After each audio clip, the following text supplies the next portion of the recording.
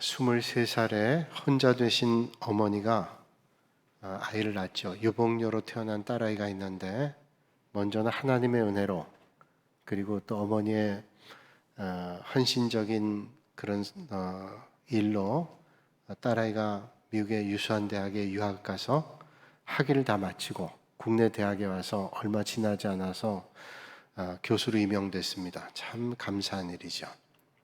그런 감사한 일들을 하나님께 감사하면서 어머니가 딸에게 얘기합니다. 네가 고등학교 이후로는 신앙생활 제대로 하지 못했는데 이게 다 하나님의 은혜니까 이제 교회 가서 열심히 믿음 생활하자. 어머니의 섬김과 헌신을 알고 있던 딸이 그 어머니의 청을 거절할 수 없죠. 예. 그리고 이제 교회에 따라 나섰습니다. 그런데 예배드리고 잠시 교회를 둘러보는데 사람들이 서로 모여서 하는 말이 다른 사람 험담하는 말이요. 또 그날 처음 등록해서 교회를 나갔는데 교회 중직자라고 하는 분이 와서 하는 말이라고는 그 대학에 자기 아들 어떻게 들어가게 할 수 있을까 하는 청탁하는 말이요. 또 회의실에서 들려 나오는 소리는 사람들의 다투는 소리요.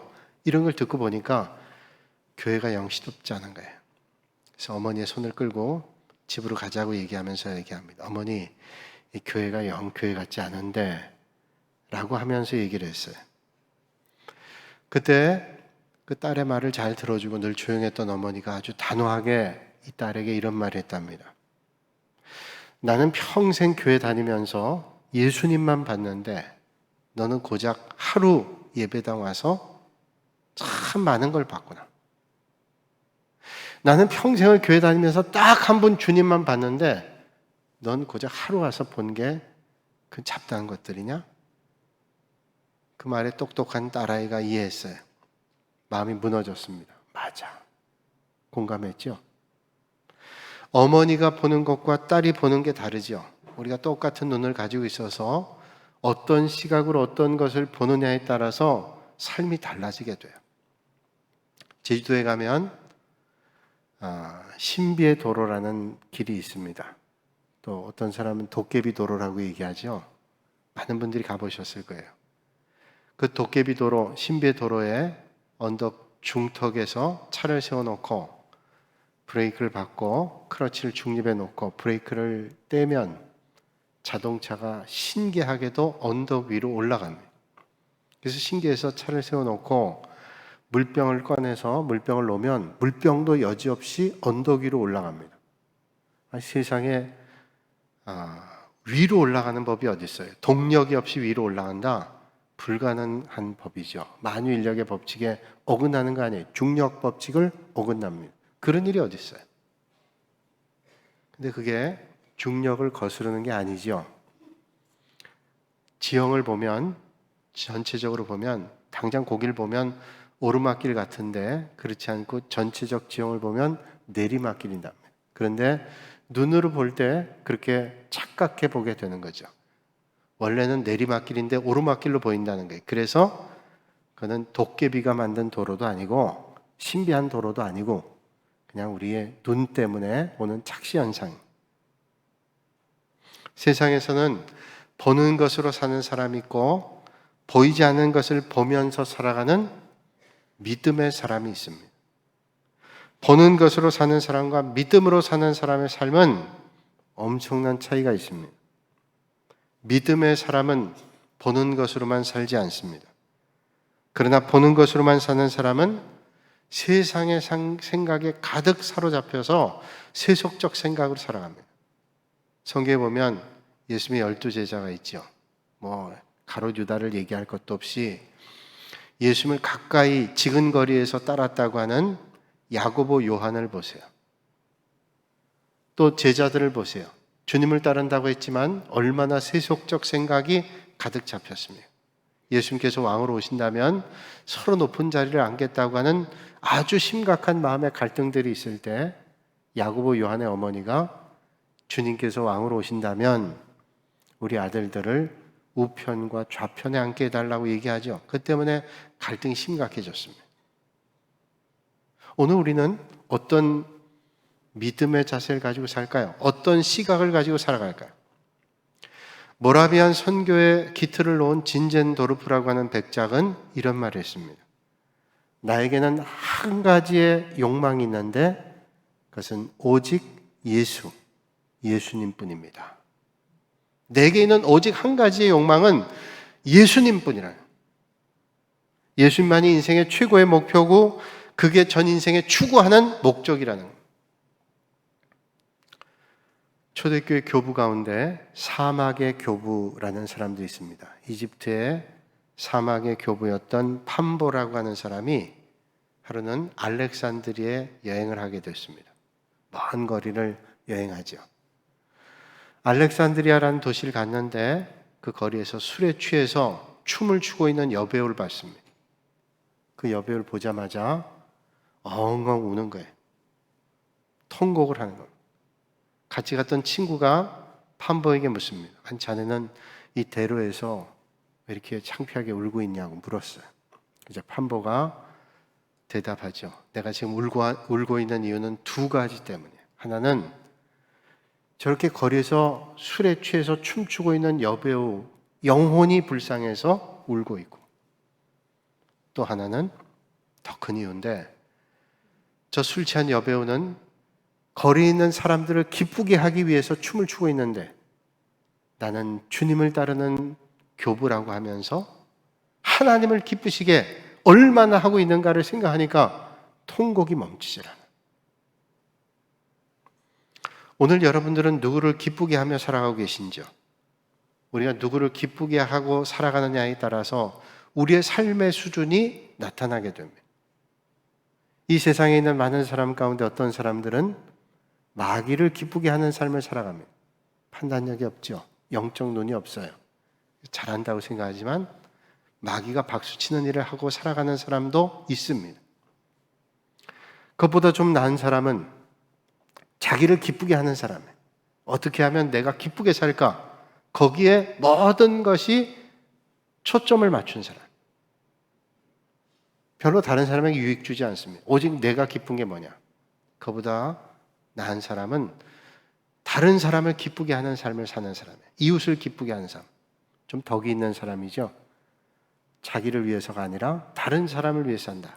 그런 사람들이 있으면 공동체가 참 좋을 거예요.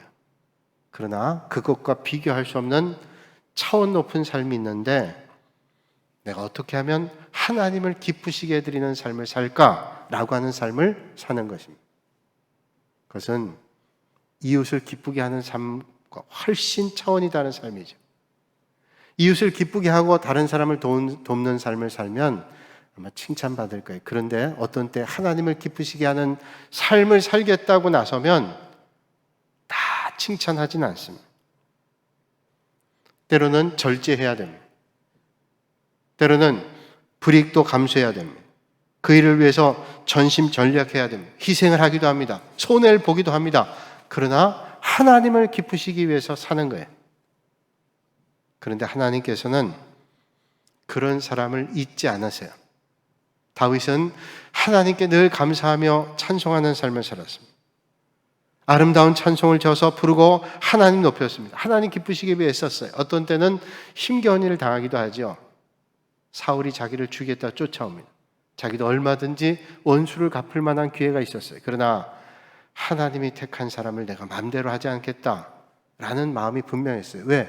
하나님을 늘 기억하고 하나님을 기쁘시게 하는 삶을 살기 위해서. 하나님은 그를 연약한 중에 강하게 하시고 낮은 자리에 높이 들어서 귀하게 쓰셨습니다. 오늘 이 아침에 예배 드리시는 여러분들 모두가 하나님을 기쁘시게 하는 일들에 무엇보다 관심을 갖고 하나님께 영광 올려드리는 삶을 사실 수 있기를 주님의 이름으로 축복합니다. 그렇게 되면 하나님께 영광 올릴 뿐만 아니라 우리의 믿음이 어느덧 성장이 돼서 성숙해집니다.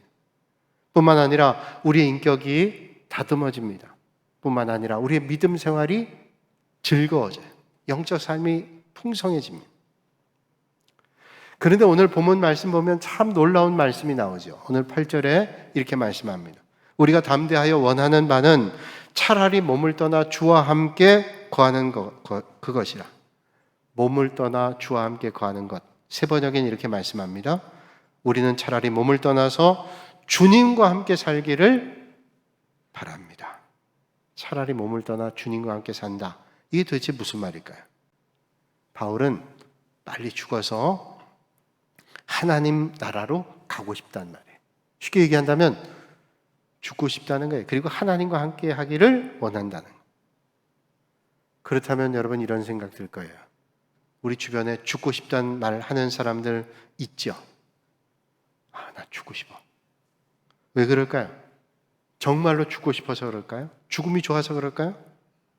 현재의 삶이 너무 고달프고 힘겨워서 자기의 힘으로는 도저히 어찌할 수 없어 어려워서 죽고 싶다는, 현실을 떠나고 싶어요. 도피 죽고 싶어요.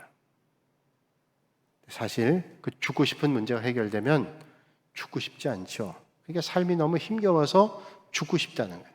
그럼 바울도 지금 만나는 고통과 괴로움이 힘겨워서 자기는 몸을 떠나 하나님 나라에 빨리가 죽고 싶다는 그런 의미일까요? 그러면 내가 편안하게 이제 이 고통 당하지 않겠는데 그런 차원의 도피일까요? 그렇지 않습니다. 그렇다면 왜 바울이 죽고 싶다는 말을 할까요? 그 답을 고린도후서 12장 1절 이하의 말씀에서 우리는 조금 찾아볼 수 있습니다. 바울이 부득불 자랑하겠다 그럽니다. 그러면서 자기가 받은 주의 환상과 계시를 말씀하고 있어요. 내가 그리스도 안에 있는 한 사람을 아노니 14년 전에 그가 셋째 하늘에 끌려간 자라. 내가 이런 사람을 아노니 그가 낙원으로 이끌려가서 말할 수 없는 말을 들었으니 사람이 가히 이르지 못할 말이로다. 유대인들에게 하늘은 3층 천, 바울이 얘기한 대로 3층 천 같다 그러죠. 유대인들 생각에는 하늘이 3등분되어 있습니다. 첫째 하늘은 대기권입니다. 새가 날아다니고 그리고 구름이 있는 곳, 첫째 하늘에. 둘째 하늘은 대기권 밖입니다. 해와 달과 별이 있는 곳입니다. 셋째 하늘은 하나님께서 계신 곳이에요. 믿음의 성도들이 천국에 가는 천국을 얘기합니다. 그러니까 간단히 말하면 바울은 이미 천국을 다녀온 체험을 했다는 거예요. 천국 체험했어요. 천국을 봤어요. 천국을 봐서 그 천국이 얼마나 좋은지 어떤지를 알고 있어요. 그렇기 때문에 죽음에 대한 두려움이 전혀 없는 거예요. 그리고 천국에 가서 말할 수 없는, 도저히 우리가 표현할 수 없는 일들을 다 보고 들었어요. 그러니까 죽음이 두렵지 않다는 거예요. 죽음이 뭔지를 알고 너무 잘 알고 있는 바울은 차라리 내가 몸을 떠나서 하나님 나라에 가는 게 좋겠다라고 생각했어요. 그러니 이 땅에 무슨 미련이 있겠어요. 천국에 대한 분명한 확신이 있는데, 우리가 안 가본 곳, 모르는 곳은 몰라요. 그러나 아는 곳, 정말로 좋은 곳은 기대하죠. 설렙니다. 어떻게 하면 빨리 갈까? 그런 생각이에요. 바울은 그런 마음이 있었다. 미국의 6대 대통령이었던 존 애덤스라는 사람이 있습니다. 이름 아주 검소한 사람이었는데 대통령 끝난 다음에 자기 고향에 가서 아주 허름한 집에서 살았다 그래요. 뭐 비도 새고 바람 불면 문짝도 덜렁거리는 그런 집이에요. 하루는 오랜만에 친구가 왔는데, 아니 전직 대통령이었던 사람이 살고 있는 집이 너무 낡았어요. 낡아서 불편할 뿐 아니라 아주 위험해 보이는 거예요. 그래서 친구가 얘기합니다. 아니 자네는 대통령까지 지냈는데 너무 허름한 집에서 이렇게 힘겹게 사는 걸 보니까 마음이 아프다고, 이렇게밖에 못 사냐고 얘기해요. 애덤스가 씩 웃더니 대답하더래. 어떤 때는 바람 불면 문짝이 덜렁거리는데 오케스트라가 연주하는 것 같이 아름다운 소리로 들릴 때도 있고 빗소리도 들리는 게 아름답고, 뭐 그래서 괜찮은데 너무 낡아서 이제 좀 이사를 가보려고 한다고 얘기를 해요. 그러니까 친구가 너무 반가운 거예요. 그래 이사 가야지. 언제 어디로 가는데? 물었어요. 애덤스가 친구를 향해 보면서 저 먼 하늘을 가리켰어요. 난 저기 하늘 하나님 나라를 꼭 갈 거야. 애덤스는 지금 이 땅에 어떤 삶을 산다 할지라도 천국에 대한 소망이 분명했어요. 바울도 로마서 8장 24절 이하에 말씀합니다. 보이는 소망이 소망이 아니니 보는 것을 누가 바라리요? 만일 우리가 보지 못하는 걸 바라면 보는 것을 누가 바라리요? 만일 우리가 보지 못하는 것을 바라면 참음으로 기다릴지니라. 바울은 천국에 대한 소망이 너무도 확실해서 땅에 대한 소망 별 의미가 없었어요. 하나님의 나라에 대한 소망이 분명했기 때문에 이 땅에서 고난당하고 힘겨운 자리에 있다 할지라도 내게 보이는 천국이 분명했기 때문에 그 때문에 연연하지 않았어요. 우리가 비록 이 땅에 살지만 천국을 소망하며 사는 사람들이죠. 그 소망이 우리로 하여금 어떤 상황에도 그리스도인다운 삶을 살게 해줍니다. 세상 사람들 환경에 따라서 이렇게 저렇게 반응해요. 그러나 믿음이 분명한 사람도 때로는 힘겹기도 하지만 천국에 대한 소망이 분명하다면 그것 때문에 연연하거나 절규하거나 달라지진 않죠. 1991년 3월에 미국 캘리포니아주의 시에라 네바다 산맥의 깊은 산속에서 길을 잃은 부부가 추위와 굶주림 가운데 끝내 죽고 말았어요. 당시 75살이었던 남편 던켄이라는 사람과 68살인 아내 체인이라고 하는 부부가 길을 잃고 죽었습니다. 자녀들이 수소문해가지고 2달 만에 그 부부를 찾아냈어요. 그들이 타고 있던 승용차 안에는 기름이 한 방울도 남지 않았습니다. 그러니까 가진 애를 써본 거죠. 그러나 결국 기름이 떨어져서 고립돼 죽고 말았어요. 그리고 차 안에 어머니인 체인이 부인이 18일 동안 자신의 심경을 적어놓은 노트가 있었습니다. 발견됐어요. 그러니까 1991년 5월 1일 날에서 18일 동안 살다가 죽었어요. 그때 심경을 적은 게 있는데 그게 그 기록이 공개된 기록 가운데 일부가 이렇습니다.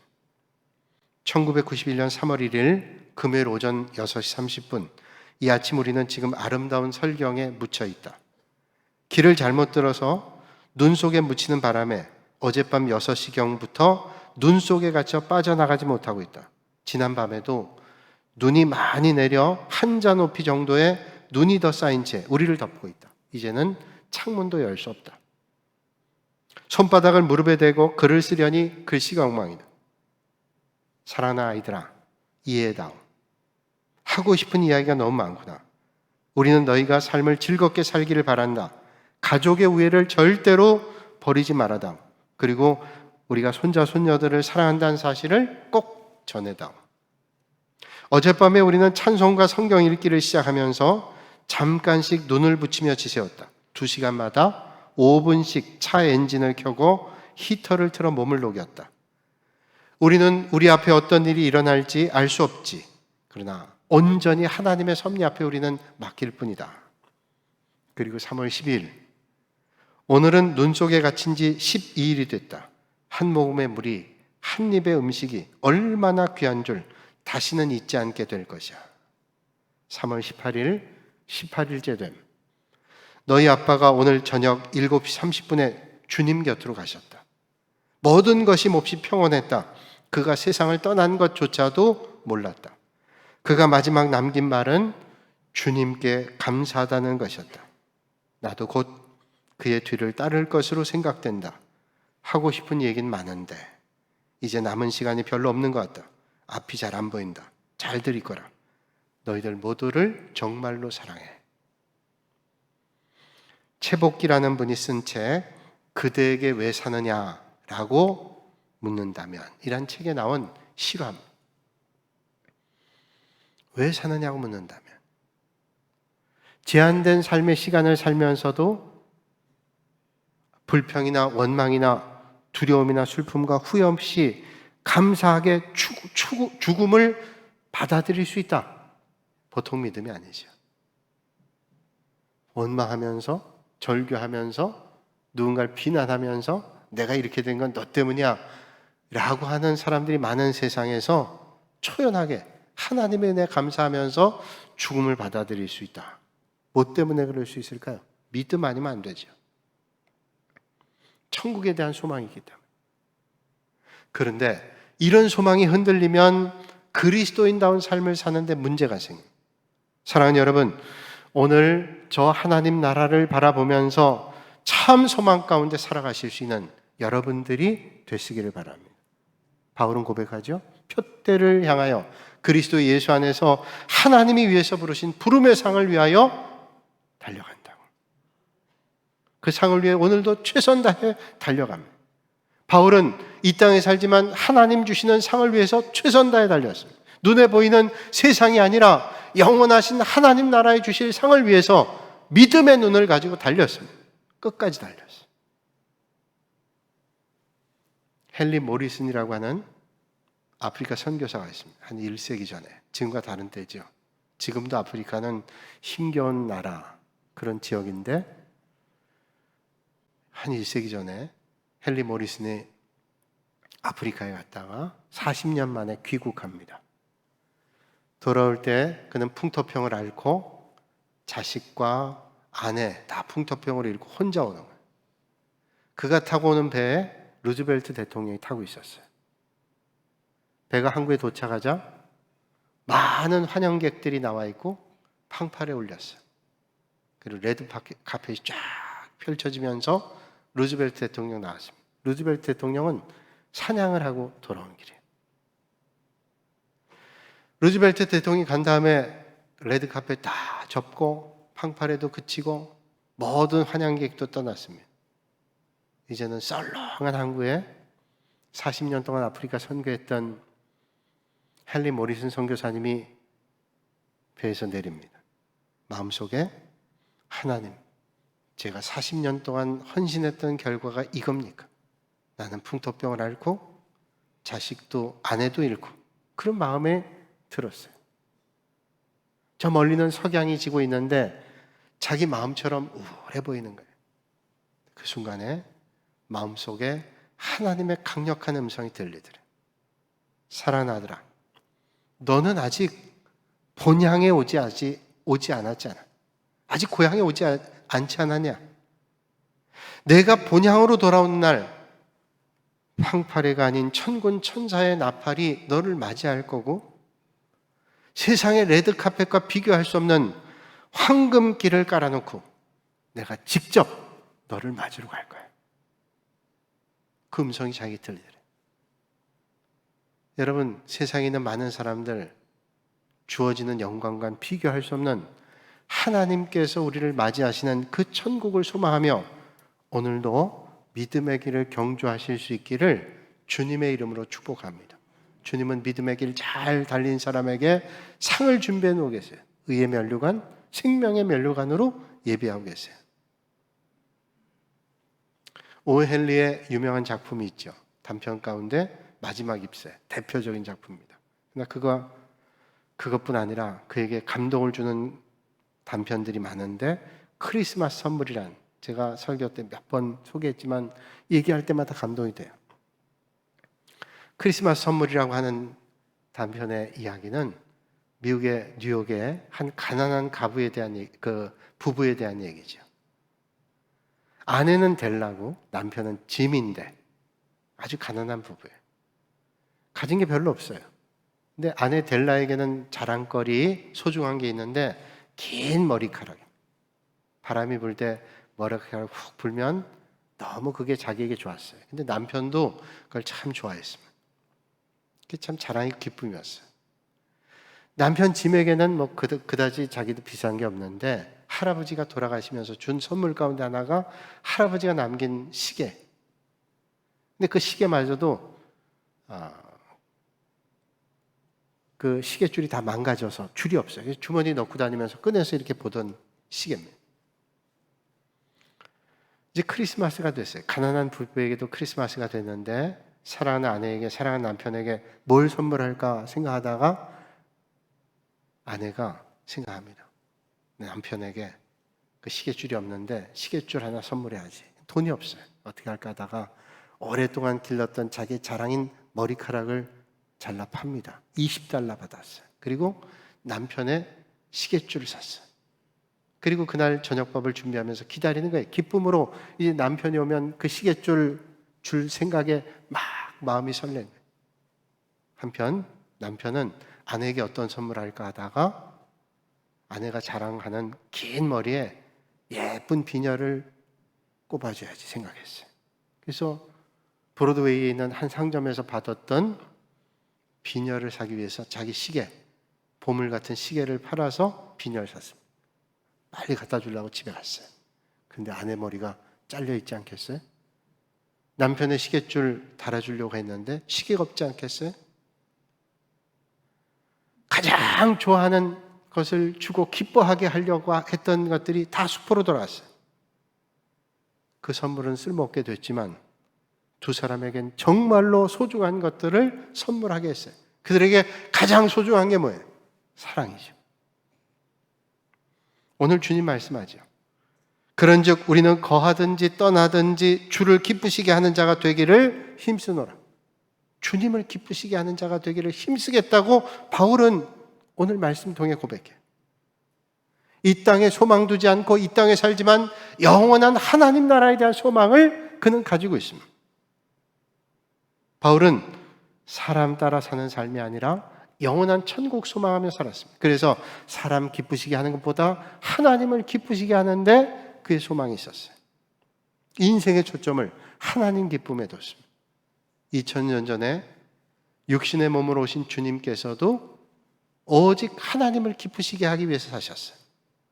예수님이 사람을 기쁘게 하시지 않고 항상 하나님 아버지를 기쁘게 하시고자 노력했습니다. 겟세마네 동산에서 땀방울이 핏방울이 될 정도로 기도하면서 십자가를 지세요. 왜?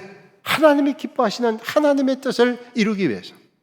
아버지요, 할 수만 있거든 이 잔을 내게서 지나가게 하옵소서. 그러나 나의 원대로 마옵시고 아버지의 원대로 하옵소서. 하나님의 뜻만 구하라. 그 길이 어렵고 고통스러운 길이라 할지라도 하나님께서 기뻐하시는 길이었기 때문에 기꺼이 가는 겁니다. 그러다 보니까 때로는 세상에 부딪히기도 하죠. 그 당시에 사두개인, 바리새인, 대제사장, 기득권들에게 도전받고 핍박을 받습니다. 그러나 하나님 기뻐하시는 걸 포기하잖아요. 그렇죠. 오늘도 우리는 하나님 기쁘시게 하는 삶을 살면 세상에 도전받습니다. 세상에 박해를 받기도 합니다. 예수 믿는다고 하는 것 때문에 조롱당하기도 합니다. 이 힘겨운 삶을 사는데 뭐 예수가 되수냐? 사람들이 조롱하기도 해요. 어떤 때는 하나님을 기쁘시게 하려고 하면 불이익 당할 때도 있고 그것 때문에 많은 사람에게 조롱받을 수도 있어요. 그러나 하나님을 기쁘시게 하는 것이 하나님께 영광될 뿐 아니라 결국은 오늘 믿음의 사람들에게 큰 은혜와 복이 된다는 사실이죠. 우리가 하나님 기쁘시게 하면 우린 고통과 괴로움만 있냐? 절대로 그렇지 않아요. 하나님 주시는 복과 은혜가 그런 사람에게도 넘치게 되는 걸 우린 믿습니다. 옛날에 어떤 임금님이 음식을 먹는데 입맛이 없어요. 근데 하루는 채소로 된 음식을 먹는데 얼마나 이게 음식이 맛있는지 생각한 거예요. 야, 난 고기만 맛있는 줄 알았더니 채소도 맛있네. 그래서 요리사를 불렀어요. 아니 어떻게 이렇게 채소를 맛있게 음식을 했냐.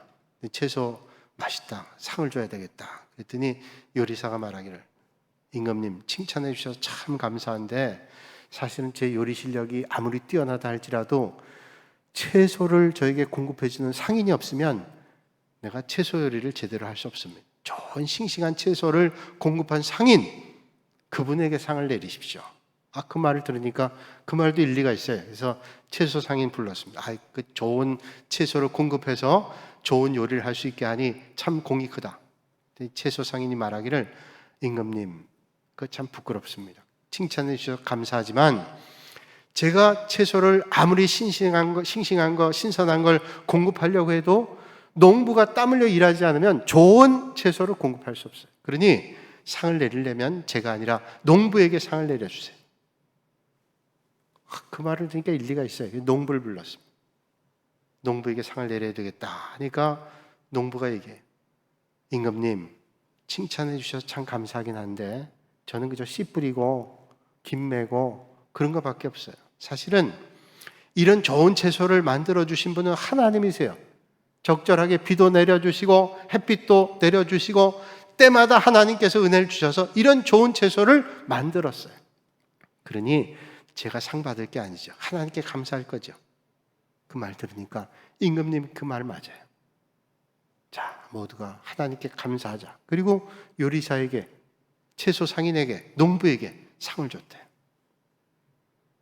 여러분, 날마다 어떤 삶의 자리에 있다 할지라도 오늘 우리의 삶의 걸음을 인도하시고 인도해 주실 그 하나님께 대한 감사를 잊지 않고 하나님 앞에 날마다 감사를 올려드리는 그런 삶이 되시기를 주님의 이름으로 축원합니다.